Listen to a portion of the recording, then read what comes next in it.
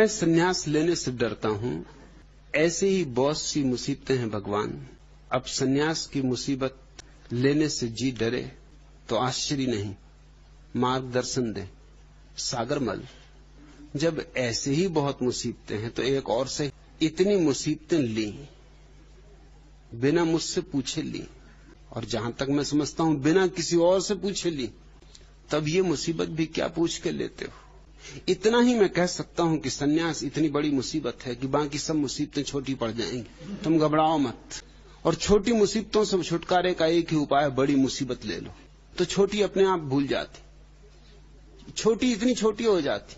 मैं तो नहीं देखता कि तुम्हारी जिंदगी में सिवाय मुसीबतों के और क्या है।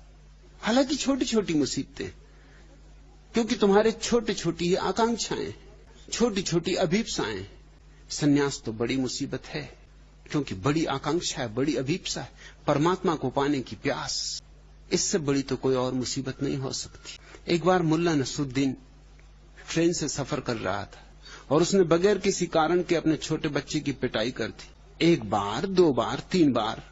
सामने बैठी हुई महिला से जब ये न देखा गया तो वो बोली कि देखो जी, अभी यदि तुमने एक भी चांटा इस बच्चे को मारा तो मैं तुम्हें मुसीबत में डाल दूंगी।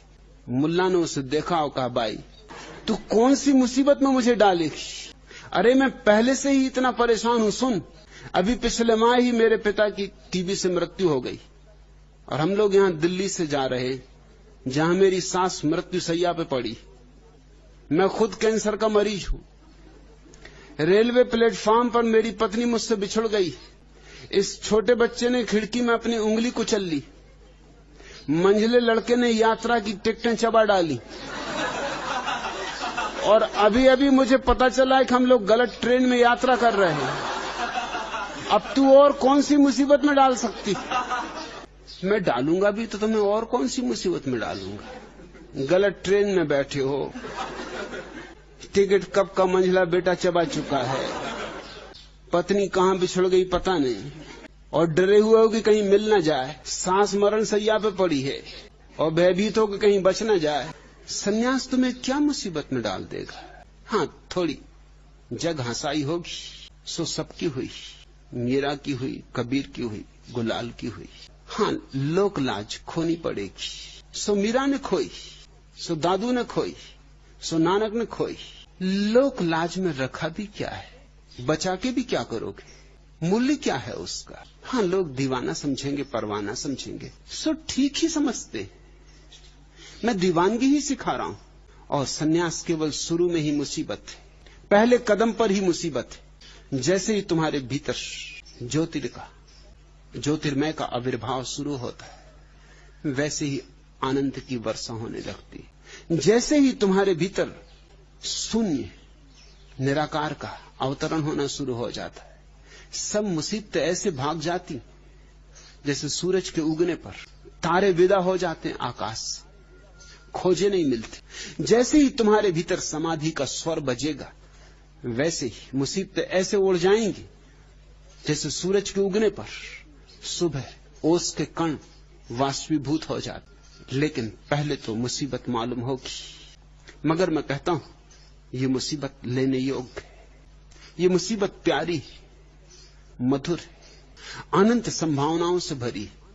और तुमने दो कौड़ी की मुसीबतें ले ली जिनमें कोई संभावना नहीं, और बिना पूछे ले ली, और इस मुसीबत के लिए सोच विचार कर रहे हो।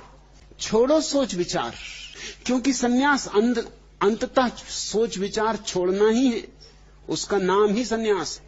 शुरुआत ही छोड़ के करो सोच विचार। शुरू से ही, पहले कदम पर ही निर्णय लेके मत सन्यास लो।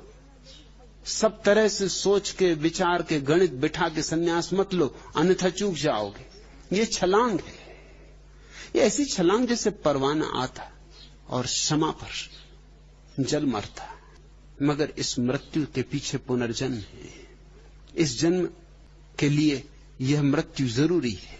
सन्यास तो सूली है, पर ध्यान रहे, सूली ऊपर सेज पिया की। जैसे ही तुम इस सूली से पार हुए कि परमात्मा तुम्हारे स्वागत के लिए तैयार खड़ा है। घबराओ मत सागरमल।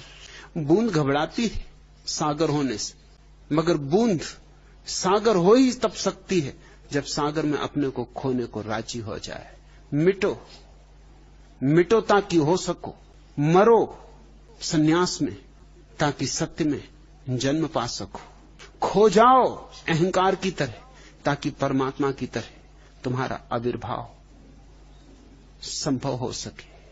तुम परमात्मा होने को पैदा हुए हो और सन्यास के बिना यह संभव नहीं। सन्यास के बिना तुम्हारी नियति पूरी नहीं होगी, वसंत नहीं आएगा, मधुमास नहीं आएगा, तुम्हारा फूल नहीं खिलेगा, तुम बिना खिले ही विदा हो जाओ।